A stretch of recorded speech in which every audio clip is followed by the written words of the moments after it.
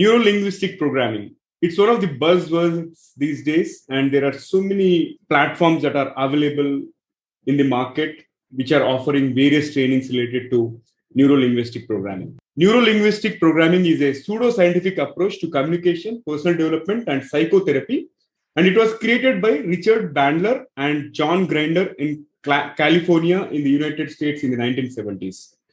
And the creators of NLP claim that there is a connection between neurological processes, which is neuro, language, which is linguistic, and behavioral patterns learned through experience, which is regarded as programming, and that these can be changed to achieve specific goals in life.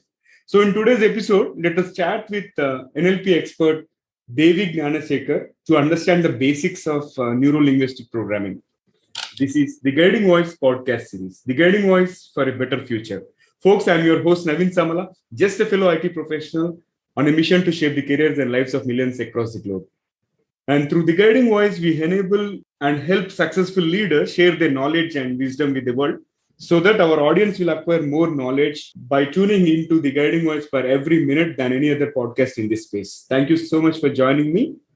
And we are extremely pleased to have Devi, part of the Guiding Voice journey in shaping the careers and lives of millions across the globe. Devi, hearty welcome to the Guiding Voice. I'm super excited to have you here and super thrilled to host you today. Hi, Naveen. Thanks a lot for your invite as a guest speaker in your episode. And first of all, before starting, I would like to give a great applause and appreciation to you for your service. And of late, I'm seeing all your videos and episodes. It is really good, and I guess it is guiding a lot of millions of youths across the globe. And in fact, I feel privileged and proud to join you in your mission for shaping the career of millions. All right. Likewise, a pleasure to have you, Devi. Let's get started. I'm going to request you to share your career journey very briefly and touch upon top 3 things that have helped you so far in your professional life. Well, my career journey, if you see, I started my career as a electrical engineer. I did my graduation in electrical engineering, and after that, I did my post graduation in thermal power plant engineering, and I did my business administration. And I have almost 15 years of rich experience in various corporates and in various core sector departments like design and engineering, project management, and strategic sourcing. And this is something about my professional life. And apart from my profession, I'm a certified NLP practitioner and a hypnotherapist. And I do take sessions for the corporates and colleges. And I take many counseling sessions for students and women for their upliftment. And apart from this, I'm a YouTuber and a storyteller. This is something about myself. And your question, second question, top 3 things, right? Top 3 things, if you want to tell, the first thing I'll say it's my passion. My passion has brought me to this stage. And second, hard work, I can say, because hard work, I put in a lot of efforts and hard work, and that's where I'm here. And thirdly, I can say my confidence, my self belief, the confidence, my level of belief has pushed me to this, brought me to this level. Hope I've answered your question. Absolutely, Devi. Yeah. So, passion, hard work, and confidence. So, those are the 3 key pillars, and those are the strengths that have elevated you to this position. And it's so nice to hear from you. And now let's talk about the history of neuro linguistic programming. I mentioned in 1974, these 2 guys, John as well as Richard, right? They started NLP. So, can you shed some more light around the history? Yes, Naveen. As you said rightly, in the year 1970, in California, University of California, John Grinder, he was a associate professor there, and along with this fellow man, a student, Richard Bandler, both together were very curious person. They wanted to know, like why individuals are different, why people are different, and why there are few successful people and why there are unsuccessful people. They were just doing a research on that. And what they did, they just took some few great therapists who were very successful in the industry, and they started doing analysis on them, on their behavior, on their communication pattern, their lifestyle, everything. They were just doing analysis and they were doing a research, and the output of the research was NLP. Thus NLP was born. Great. Now let's talk about the details of this NLP. Like, it's a pseudo-scientific approach to communication, personal development, and psychotherapy. Right? Can you shed more light around NLP, what it is all about, and how does it impact human lives? See, as you said at the beginning, NLP, it's a personality development technique. It's basically psychological based technique. And let me explain each word by word. N stands for, as you said, it's neuro. Neuro is nothing but neurons. Neurons are nothing but the brain cells. These are the cells which sends and receive signals to the brain. And if you see our characters, our behaviors normally are decided by these neurons. And second letter L stands for linguistic. Linguistic is nothing but language. Language, how we communicate with others and how we communicate with ourselves, right? And P stands for programming. Programming is nothing but, it's like software programs we write, right? Codes and programs. Like, as per this NLP founders, what they say is that the individuals are different. Their communication pattern is different. Their behavior is different. Their response to any situation, their characteristic, everything are different because of the main differences in the programming made in their brain. And so what they claim is that if you want to change your behavior, your characters, or your communication, anything can be changed at any part of your life if you are changing your programs made in the brain. And so any changes can be made at any time. Like, see, there is one proverb in Tamil, ஐந்தில் வளையாதது ஐம்பதில் வளையாது, means if you are not able to change at the age of 5, you cannot change at the age of 50. It's a very older proverb, but as per NLP founders, it is not true. You can change anything at any part of your life. That is what. And maybe now you can ask me, like, how these programs are made in the brain. See, the answer for this will be, this programming starts as you're born. There are many factors to determine the programs made in the brain, and I can just say there are three important factors which determines the program. And the first factor is your family. Of course, when a baby is born, it is being taken care by the parents and grandparents. And so, like, the child, the baby just observes them. Whatever they do, it just observes. It just tries to replicate the same thing. It believes that what they are doing is right, and so whatever they do, it programs the same thing. For example, they how they behave, it just observes how they behave with their subordinates, with their servant maid, with their neighbors, with the society. Same thing, it starts to program in his mind. This is the way we need to behave. And even the moral values, what the parents, grandparents carry, they have to also store the same thing in their brain. And apart from this, and maybe the family values, traditions, culture, they also observe and they also try to replicate the same. And so 60% of the programming mainly is being registered during your childhood, in your young age. And the second important factor is that as the baby is grown up, it is going to school, right? And so it comes across its a new network, friends, teachers, and the external environment. And so whatever they believe, he starts to believe. And for example, like if your benchmate, like if he says you're good in something, then immediately your brain starts believing that you're good in that, and it starts to develop the skills in that, and it starts to become expert in that. And even the vice versa. For example, many a times we can see teachers scolding the students that you're not good in this, you're not good in this, you're good for nothing, things like that. When these words are being repeatedly heard, what happens? The brain starts believing that, okay, I'm not good in this. I'm not fit for this. Like that, it starts believing. And so the second important factor is your external environment, what they believe, and your brain starts believing the same. And the third important factor is your external and it's your own experience. Like experience in the sense, like as you grow up, you start doing everything by your own. You start exploring the world and doing by yourself. For example, when a child starts riding a bicycle, and when he just overspeeds, what happened? He suddenly fell down. And so the brain starts writing a program. Okay, whenever I increase my speed, I tend to fall down. I tend to let in a face accident kind of thing. And so he just writes a program. You should not overspeed, kind of thing. And so similarly, the brain starts programming based on your family values, based on your external environment and your experience. And when any situation happens, when external events happen, what happens? Our sense organ sense these external environment, and it just gives a signal to the brain. And brain immediately just goes and searches the programs it is already made. And it just like based on probability or whatever you say, permutation, combination, whatever may be, it just picks one output and gives the output. And so we behave in that way. And so like it's always our behavior, our communication is always already set. We just behave according to the program. And so in NLP, like that founder says that this, by changing the programs in your brain, anything can be changed. They do the changes in the programming in your subconscious level, and that is all about NLP.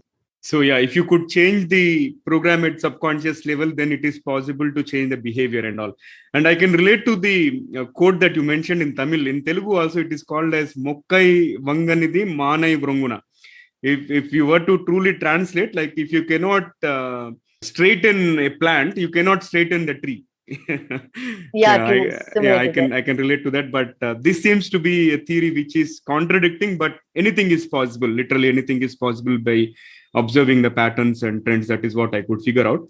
Now, can you shed some light around how brands are using NLP to attract consumers? See, NLP is used, if you see across the globe, all brands are nowadays using NLP. See, wherever manpower is deployed, they use that to enhance their skills. And if you see, as of now, all organizations, they use this NLP technique to groom their leadership level team and to the sales force, so as their behavior will be improved, their rapport with the customers can be improved, their communication with the customers can be improved, and so that they can bag good orders, good deals can be won. That is a basic criteria. And apart from organizations, if you see nowadays, you can find advertising firms and media industry. They are using NLP because the advertising and media, like it should, their aim is to make their product reach their consumers, right? And so, like first of all, with this NLP, they will try to understand what the customer needs, and the secondly, like they will, once their advertisement is on the screen, like they want to know what is the reaction a consumer gives. And so, for these studying, NLP is used in these media. And apart from this, brands nowadays, even in search engines, it seems that people start using this NLP technique because, like, to want what is the motto of the search, why we are online searchers, what is the motto, what they want. They find that, and accordingly, they place the advertisement in their screen. For that, it is being used. And apart from this, you can see a lot of NLP techniques are used in BPO call centers, people who are in customer care, for to have a good rapport with the customers. Mm-hmm. And so it is used everywhere nowadays. Yeah, I can connect to that. And now, can you share more light around how can we use this NLP positively? See, NLP, as I said, it is a personality development technique. See, personality means like a person is, how a person is judged, a good or a bad person. Like the based on the only two outputs of a human being, right? One is behavior, how they behave, action, and second is their communication. And so these two are being controlled, or it has been enhanced by this skill. And it is basically for, by using this techniques, one can enhance your self improvement, self growth can be seen. And basically, like there are so many millions of techniques in NLP. And with these techniques, what happens? You can understand yourself, what sort of person you are. For self awareness and self understanding, it can be used. And secondly, to remove all your, to enhance your belief about yourself, it is used. And moreover, it is used for self growth and self improvement, I said. And like the main important is that to program yourself, to reprogram your brain to achieve whatever you want. And there are many techniques, visualization techniques, affirmation techniques, to make you believe and to make you achieve things. There are many techniques. And there are few visualization technique and imaging technique, meta models. There are many techniques, like there are few techniques for influencing people also. Apart from this, NLP has some technique like non-verbal cues. Like with your eye movement, with your body language, people can understand, study people, and whether they can detect whether you're talking, you're telling lies or true. Those kind of things also can be used. And so NLP is purely a psychological technique. You can use it for your self development and for your self growth. And it does, your programs are being changed in a subconscious level. Mm-hmm. Excellent. Now I'll share my path with NLP. Of course, I'm not an expert and all, but I've been observing certain trends that are followed by the tech companies and all. Like if you observe social media, the way it started, right? Very few users started using it, and nowadays WhatsApp has grown to an extent wherein you cannot even work. Okay, you cannot continue to work or on your professional deliverables also without WhatsApp, right? And Yeah. it slowly injected into our daily habits and all, and so is the case with some e-commerce platforms and all. Like I'll tell you example with Amazon has launched this fresh, wherein the groceries can be delivered on the same day or the next day, and they came up with an offer called 1 rupee sale. Okay, there are certain fresh deals at 1 rupee, and wherein few products will be priced at 1 rupee and all. And of course, on a given day you will be eligible to buy one or two products at that price, or if you're lucky you will buy four of them and all. And what is happening in this process is, as a consumer, you tend to check on, okay, whether the 1 rupee offer is available or not and all, and we happen to visit that site frequently, and inadvertently you end up buying more, right? Likewise, so is the case with the other sites also, e-commerce platforms, and also on the smartphone utilization part, right? The moment you get a WhatsApp notification, there is a ring that happens, right? And you get a message notification, and we all often tend to check, okay, what's happening around the world, what is happening with friends and all. Likewise, there are so many disadvantages with NLP, as I see from the consumer perspective, being a consumer and all, right? So keeping these things on mind, and maybe if you could relate to any other examples and all, how can I, as a consumer, avoid getting trapped by this NLP, so that I don't want to spend more. I don't want to spend more in terms of money as well as time, whatever. How can I avoid the being trapped by NLP? And I'll also tell you one other example. These days, there is a lot of demand for these master classes and all, like wherein some XYZ expert, they say, I'm going to launch a master class, free master class, or maybe they price it at a literally throwaway price like $1 or $2 and all. But once you get there, after attending that for about an hour or so, they sell the main course, and which they say it is originally $10,000, but now that you have joined, I'm giving it to you for $2,000. And later on, again after 2 minutes, again they say it's only for $1,000.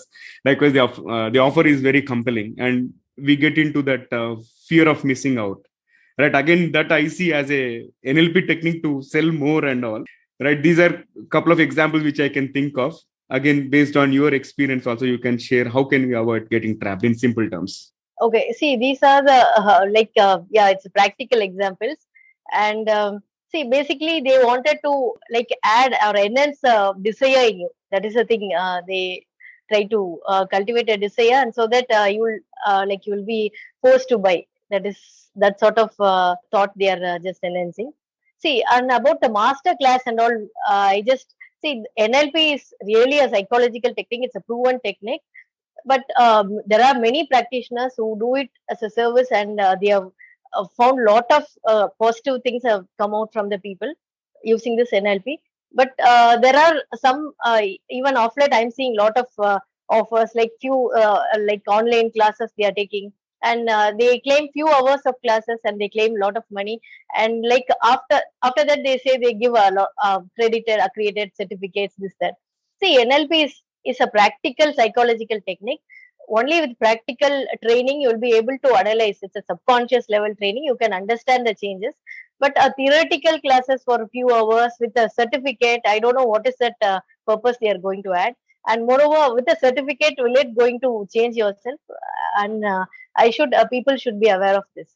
And there are a lot many things going on, and they should be try to understand which is good and bad. Mm-hmm. Yeah, I get it. I think you got in a very important point. It's all about the value addition by going through that rather than merely getting that printed certificate and flaunting it on social media and all. So we have to be cautious before enrolling for that. Excellent. Devi, this has been a fabulous conversation so far, but I would like to spice up the episode. Okay, with your consent, I'll open a quick rapid fire round. Are you ready? Okay, yeah. All right. So let me fire the first bullet. Devi, would you rather travel to the past or the future? Of course, future. Spot on. What is the best piece of advice that you have received so far? Best piece of advice recently I've got from my dad. If you want to buy a Rolls Royce, don't get opinion from a Toyota owner. Mind blowing. All right, here comes the interesting one. Have you ever walked out of a movie theater mid-show? No, normally I don't have a habit of going to a theater. That too mid-show. No. Okay, all right, moving on. Do you believe in ghosts? No, I don't. Okay, spot on. Moving on to the last one for rapid fire. What is one electronic gadget that you like to see or invent yourself, Devi? Electronic gadget in the sense, maybe a gadget to understand, to read others' mind. Maybe if you're able to read others' mind, there'll not be any problem at all, right? No, there will be a lot of problems because you will get to know the truth, right? Yeah, Especially in corporate world, people behave diplomatically and all, and yeah. they hide they hide the emotions and all, right? So Right. Yeah, anyways, you're yeah. seeing the other side. Yeah, but interesting. All right, so moving on. That was a good and quick rapid fire. With that, let me flip back to the mainstream and ask you one final question for today's conversation, Devi. What will be your one piece of advice to those aspiring to make big in their careers or lives? Anything you can pick. Okay. Advice in the sense, see, being an NLP practitioner, the one thing I understood is that every individual born in this world are blessed with equal opportunity and equal potential. But the thing is that only part of the population have identified their potential and they have grown up. Whereas the balanced part of population still they have not identified and still they are struggling in their life. And I guess the main reason for this is self-awareness. They are not aware of what they have.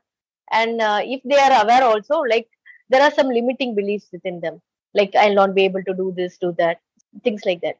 And so what my advice is that you should analyze yourself, you should discover yourself, and you should find out the hidden potential. You should try to unleash your potential, and you should have self belief in you. Having these two, for sure you can achieve anything and everything in the world. And one more, just a small quote, like even a stopped clock shows right time twice a day. It's a great saying. And so this shows emphasize the importance. Like nobody is born without purpose. Everybody, everything in the world has some purpose. And so you are come here. You have been created by God with a purpose. And so find out the purpose and act it. And for sure you can achieve anything in the world. Excellent. Find out the purpose and proceed in the right direction. And I love that quote. Even a stopped clock shows right twice a day. So profound.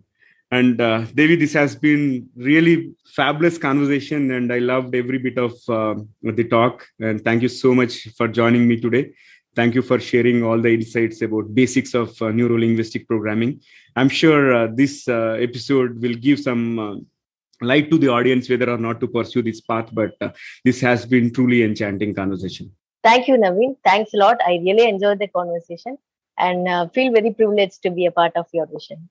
All right. Thank you so much. It was a pleasure talking to Devi about neuro-linguistic programming and all. So, folks, before we move into the trivia section, here is a small request to you. Please subscribe to us in case if you haven't done already. Also, if you have loved this conversation just like I did and found it useful, request you to share with at least 3 of your friends or colleagues who can benefit from the guiding voice. Thank you so much in advance. Now, let's cruise into the trivia segment of today's episode. So today's trivia is again about NLP, but I'm going to share some more details around what happens within this NLP and what practitioners really do. You know, NLP practitioners start by asking questions, and it is unlikely for a practitioner to develop theories without asking why. And it is a natural habit of the NLP practitioner. That's why these why questions will help them understand a person and make generalizations. And this is what NLP makes different from traditional medicine, because traditional medicine focuses on treatment and care, whereas the questions asked by the NLP practitioners are transformed into a holistic perspective, specifically relating to the mind and body, emotions and experiences, behaviors, values, etc. All right. So that's all for today about neuro linguistic programming. But I'm really curious to hear from you guys in terms of the kind of topics that you'd like us to cover. And also, if you have any speaker recommendations, please reach out to me through social media platforms or drop a note on theguidingvoiceforyou@gmail.com. Thank you so much for joining me. Folks, I'm your host, Naveen Samala, just a fellow IT professional, but I'm a passionate learner on a mission to make a difference in the careers and lives of millions across the globe. Until next time, bye-bye.